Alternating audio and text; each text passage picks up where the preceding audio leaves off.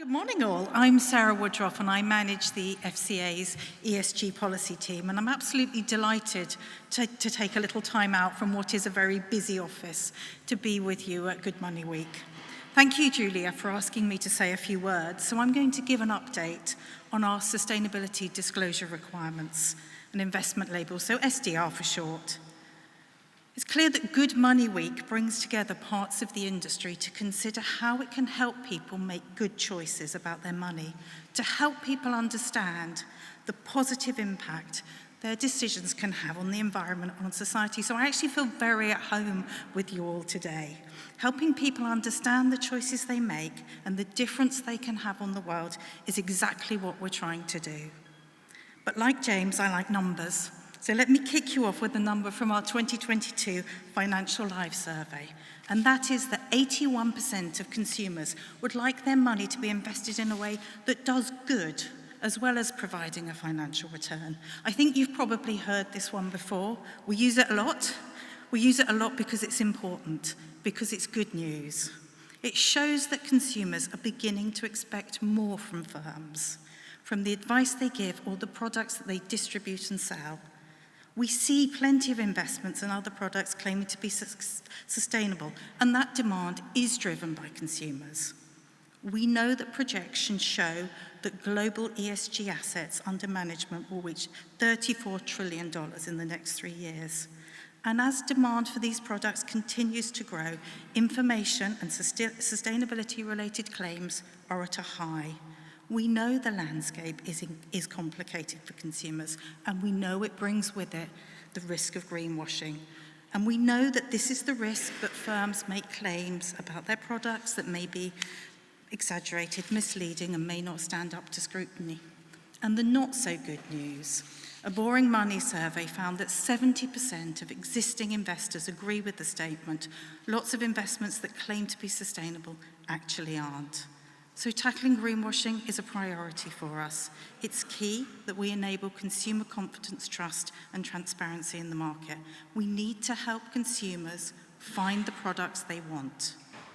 So turning to SDR, much like Good Money Week, consumers, investors are at the heart of our work, and this shows in what we've done. We've spent time listening to what people want and what they understand. We carried out behavioural research with 15,000 participants, and over the last few months, we've carried out more research with consumers, testing our proposals. We've designed the regime to be consistent with the new Consumer Duty. Our regime and the duty have the same aims at their core. They want firms to deliver good outcomes for their customers, making sure that people get the right information at the right time in a way that they can understand so they can make effective decisions. But we also want to protect the integrity of the market. We want those firms who are going the extra mile, who have genuinely sustainable products and services for their investors, to have a clear framework to assess those products. And consumers need to be able to find the products and trust that they're meeting high standards. And we want to set clear expectations about how firms should be talking about them. Products and services must do what they say on the tin, or in this case, the label. And we expect firms to have evidence to back up their claims. So we've had feedback asking for guidance on that rule, and we'll be giving this before the end of the year to help firms better understand our expectations. So standing back, looking at the regime, the principles of it are that it's first and foremost, it's consumer-focused. Secondly, it's practical. It recognises implementation challenges for firms. It's principles-based. It aligns with the new Consumer Duty, and it takes full account of our wider portfolio of work. There will be a place for all in-scope products within the overall package of measures, because it's really important that consumers can navigate to those, to the ones that best meet their needs. For those products not using a label, we want to ensure the naming and marketing is accurate and consumers can still find those products. So the million-dollar question, when will we publish our proposals? It's really important that we get this right. So we moved our publication date to Q4 of this calendar year. It's not far off now. We're on track. Looking forward, we want the UK to be a trusted centre for sustainable investment. We want to build a regime that will help the asset management and advice sector continue to thrive. We know that consumers who want to invest in sustainable funds may still struggle to understand terms and types of strategies. And this is where financial advisors and other distributors play a vital role in helping consumers find the right products for their needs. So as we lay the pathway for SDR, we also want to see the advice community and others supporting consumers help them engage with and understand their options. And you'll hear more from us on this in the coming months as we set out some next steps. Let me talk about international compatibility. With SFDR, no red cards please, and their categories, Articles 6, 8 and 9, everybody wanted to be a 9. The categories, some say, became a labelling regime and a hierarchy. We wanted to avoid that because it doesn't achieve what we want to achieve. We wanted to design a regime specifically to help people navigate the market. And although we started in a different place, we have sought to be compatible for the benefit of firms that will be subject to both regimes. After all, the UK is a leading global financial centre, and we know that the firms we regulate operate in global markets. We wanted our SDR and labels to show other jurisdictions that it's possible to have robust rules, protect consumers, and help the market to grow. And what we're starting to see now is a shift towards more robust standards globally. For example, you may have seen the latest SFDR consultation, which presents an option to develop formal product categories underpinned by criteria. We look forward to the outcome of that, and we will continue engaging with our counterparts in the EU and globally. But we know that firms are facing a once-in-a-lifetime challenge, a turbulent economic landscape, and a growing climate emergency. The world is changing. And if we are going to achieve meaningful, sustainable change, we need to work together. We need to think about how we can target our efforts and build an industry with a culture that supports and enables that. Because consumers aren't just beginning to expect more from firms in terms of how sustainable the products they offer are and how they're investing in businesses that follow positive, sustainable outcomes. They're thinking about how does it treat its employees? Is it taking action to address underrepresentation and pay gaps?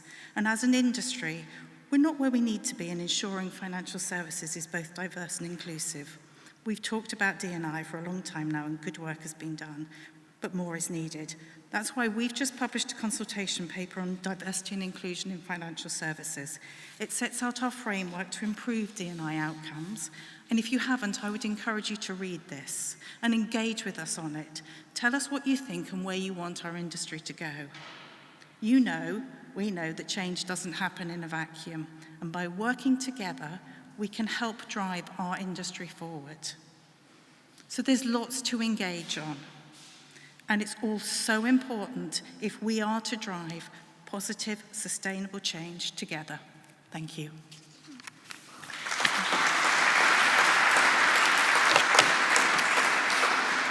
I allowed extra time for the questions this time because last year we ran over, but it may be that we start the coffee break earlier, just to say. But can I invite now, and hopefully we've got mics around somewhere. Can you wave the mics? Is there someone on that side too, hopefully? Can I please invite any questions from the delegates, from people here, please? Hi, I'm just wondering if multi-asset funds will be covered as part of the release this quarter. So thank you for your question. That was an area that you've correctly identified. We had a lot of feedback on, and in the update that we published in March, I think we said that we reassured that we will be considering all types of products. Yeah, and I think I'd add to that a little bit, which is I don't see why any asset type, if we're talking about a retail investment fund that's going to get to an end consumer, I don't see why anything should be excluded. So quite a lot of people, I've had quite a lot of questions on that too, and I think your default answer, for you guys here, if you're being asked questions as well, is, we're trying to catch funds for retail clients, right? So it's an investment fund, it's got whatever the investment is, however it's structured, and whether it's got all different component parts or not, it should be covered, because we don't want people coming in via the back door and finding ways around. Do you want to comment also, there's sort of the international angle maybe, that will international funds, because they weren't in the original. So overseas funds as well, Yeah, which is it's something that we set out in the consultation paper is a matter for Treasury at the moment, but we'll be updating in the policy statement. Cool. Georgina Mitchell, I'm an INED of a couple of different fund firms. I think when you spoke, you said the naming and marketing rule related to when firms made a claim. And I thought it was more a case of the naming and marketing rules where consumers might infer something by the name. Can you just clarify kind of where you're going with that? With the naming and marketing rules, so they apply where claims are made in the consultation paper. Right. So if it was just a name, but they made absolutely no claims, but the name might have something to do with the environment in it, that wouldn't be an issue. There are rules on names in the consultation paper. Okay, thank you. And Sarah's the person writing it, as I understand. So. Myself and a few others, yes. And we do hope to update fairly soon. Hi, Julia mentioned the Green Finance Strategy 21, talking about the note for advisors. Is it like to be a roadmap or something on the SDR publication around what this means for advisors and further information on that? I struggled to hear a little tiny bit there, but was that, are we going to say anything about what SDR means for advisors? Absolutely, yes. We completely appreciate the vital role that advisors have with the SDR regime, so yes. And I think I said in my speech that we'll be saying a little bit more soon. Okay, so that was the text there that came out in 2021, and it is a slightly different thing, isn't it, from looking at funds. Yeah. But the conversation certainly I was having with Mark Manning and others was the fund stuff, it's not going to do anything if you don't get it through to clients. Just, you cannot possibly, and there was never any intention to ignore advisors, but just to say you need to say a lot more on this, guys, not just 1 or 2 lines, and my hope is that will happen. So. David McDonald, Path Financial. So could I just, I'm going to be a bit political here, but we've seen somewhat of a rowing back from a green agenda, if we will, or from net zero by the current government. Is there a risk, dare I say it, that the FCA might be put under some pressure to stop maintaining the impetus that I think has been really encouraging and fantastic? I'm nervous that the great momentum that's been built might come under some pressure to reduce somewhat. I wonder if you could just speak. So for those that couldn't hear, you're talking about obviously the changes that Rishi Sunak's put out recently. Is the FCA going to be impacted? So what I can do is talk about the powers that we have.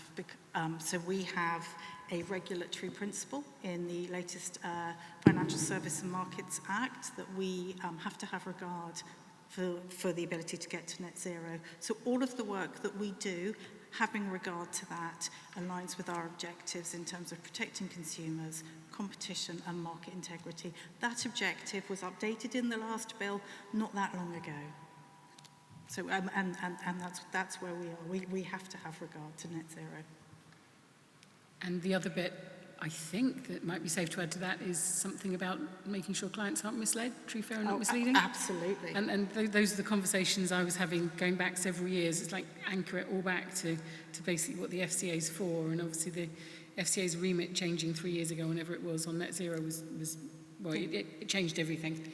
Yep. But the stuff that existed before, that some of us have been doing this a long time and been fighting for, saying people are being misled. They're not even being told this stuff exists, let alone being misled. So, yeah. Absolutely right, Julia. And I think our work on SDR is absolutely rooted in that, but it's also rooted in the consumer duty and the principles there. And when we come out with the policy statement, we'll be showing just how the two are aligned. Thank you. 2 questions, if we could have 2 mics, please. Charlotte, over here, and Hannah for the lady closer to you. Lady in the black top with the black hair here, Charlotte.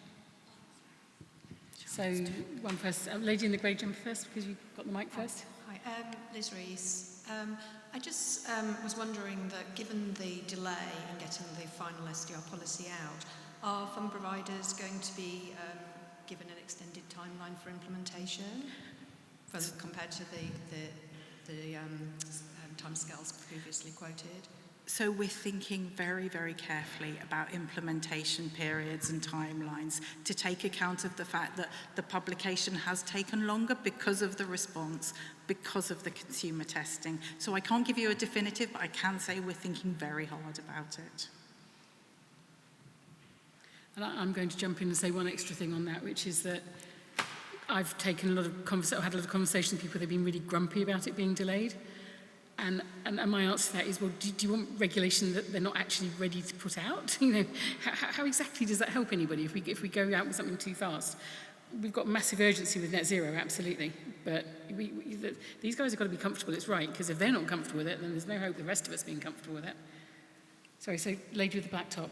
Yeah, Dane Lee from Longevity Partners. My question is, at what extent would you say that this is aligned with the EU CSRD regulation, like requirement related to double materiality assessment, etc.? Because ultimately, I would say company might have to report to both if they have a European business. So thank you for your question. What we're aiming to do is to be as compatible as we possibly can. What we did in the consultation paper was included a mapping to all other frameworks and disclosure requirements elsewhere. We will be doing the same thing again. So while I can't comment now, we will be doing the same thing again in the policy statement. We will be showing how our new regime aligns to other international requirements.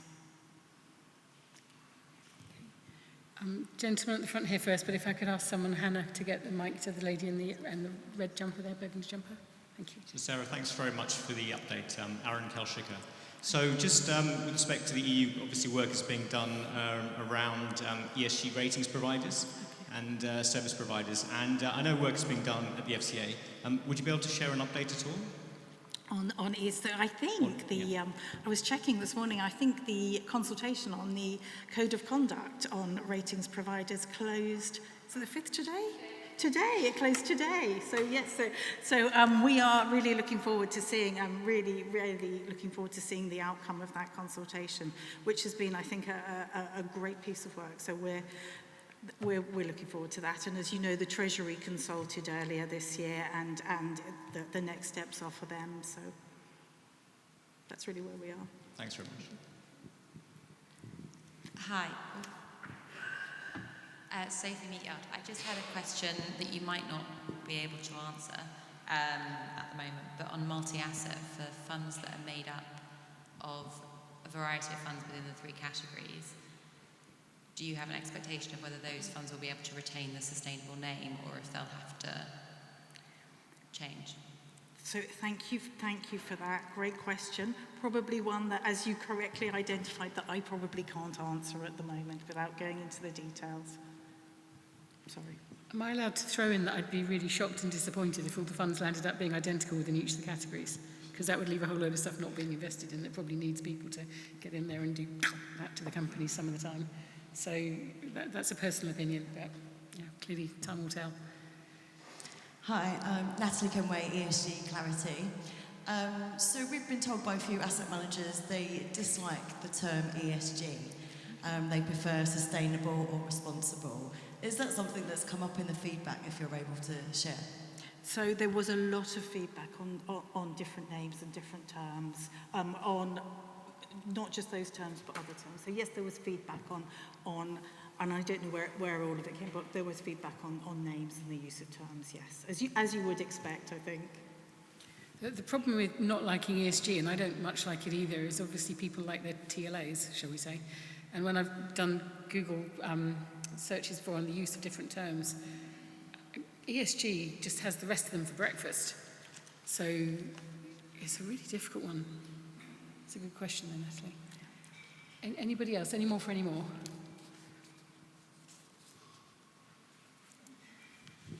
Hi, Kate Hudson.